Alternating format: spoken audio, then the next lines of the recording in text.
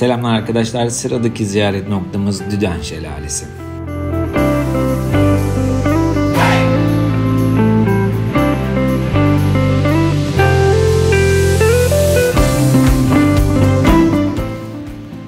Düden Şelalesi, Türkiye'nin güneyinde Antalya il sınırları içinde yer alan bir doğal güzelliktir.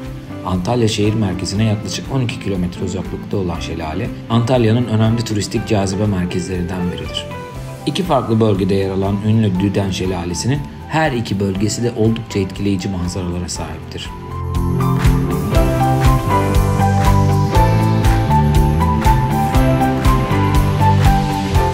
Yukarı Düden Şelalesi. Bu şelale, Düden Irmağı'nın yüksek bir kayadan denize doğru düşmesiyle oluşur.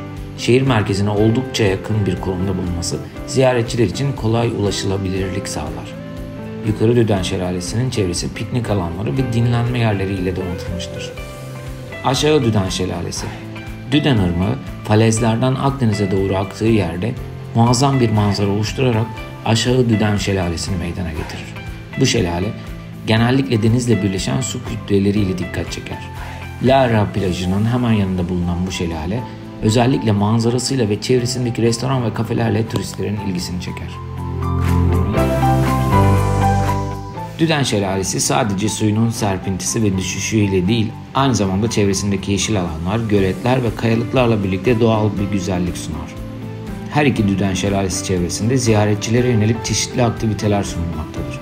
Piknik yapma, doğa yürüyüşleri ve çevresindeki kafelerde oturma gibi etkinlikler şelale ziyaretlerini daha keyifli hale getirir.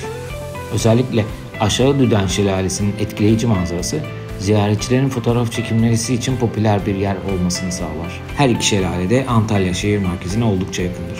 Toplu taşıma veya özel araçlarla kolaylıkla ulaşılabilir. Düden Şelalesi, Antalya'nın doğal güzelliklerinden biri olup şehri ziyaret edenler için görülmeye değer bir destinasyondur.